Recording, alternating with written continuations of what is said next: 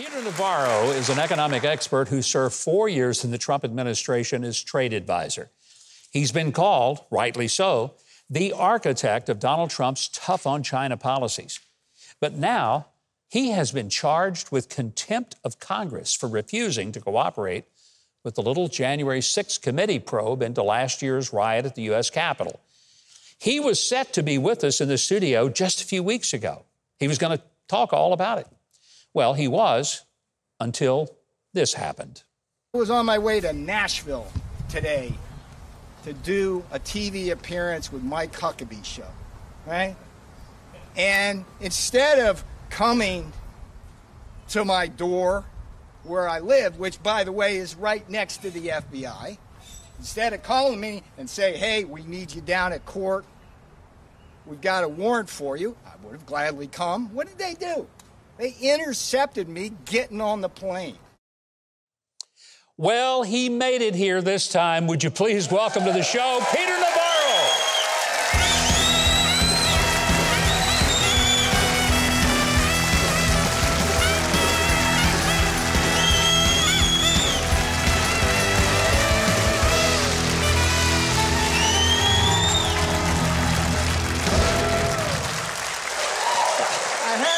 A good excuse, right, for not showing up, right? You know, Peter, I think the reception you got here might be just a hair better than what you got at the Department of Justice, right?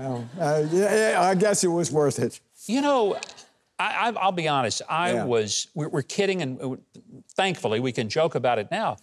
I was outraged as to what happened to you. You live, you weren't kidding, 50 yards away from the FBI office, and you talked to him 2 days before. Yep. And they waited until you were boarding the plane to come here and tried to make a public spectacle of your arrest. And from the beginning, I said two things. I said, look,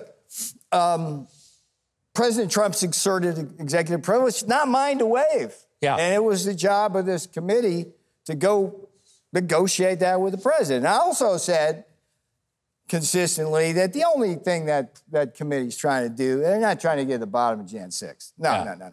They're just trying to build a criminal case against Donald Trump to stop him from being president in 2024, 2025. Take that to the bank. Yeah. Okay? That's all it's about. So they never negotiate with Trump. They never do anything. And lo and behold, I get this contempt charge. And I file a civil suit on that Monday, which says, wait a minute, there's you've weaponized the investigatory powers of Congress. You can't do that. That's illegal.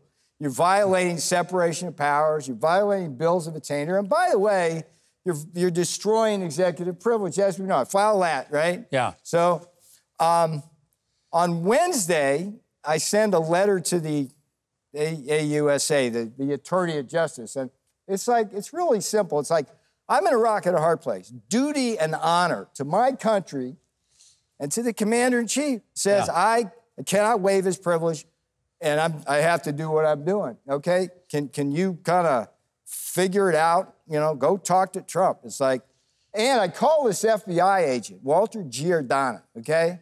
Wednesday night, Mike. It's he had come the week before, got me out of bed with a subpoena, right? I'm 50 yards away from the FBI, right? I said, Walter, cordial conversation. You need anything, just call me. You don't have to bang on my, whatever. And it's crickets. And then on Friday morning, get up. It's a beautiful day. I'm looking forward to seeing Nashville. What is the place you got here, folks? I mean, come on. It's just looking forward to seeing Nashville. And it was, to me, it was funny, in the most absurd kind of Kafkaesque way. It's are you kidding me? Yeah. Strip searched, right? Leg irons. The guy, I mean, I say this with all humility. I spent 4 years helping Donald Trump create hundreds of thousands of jobs. When that pandemic came along, you know, Mike, my job, I was on that. Yeah. We saved millions of lives with things like the China travel ban. They did that if they can do it to me, they can do it to you. Trust me on this. And the thing about it is, Mike, it's never been done to anybody in the entire history of our republic. I had a really good excuse for not showing up that day, but look at this. This is beautiful here. You know, You were worth waiting for, Peter. I want you to know. And I'm glad that they didn't bring you down here in leg irons, because that wouldn't have been a good look for you. No. But we're going to keep you around because we'll take a quick break. More with Peter Navarro coming right up. I don't even have to tell you not to go away, because you wouldn't miss the second part of this conversation for anything. We'll be right back.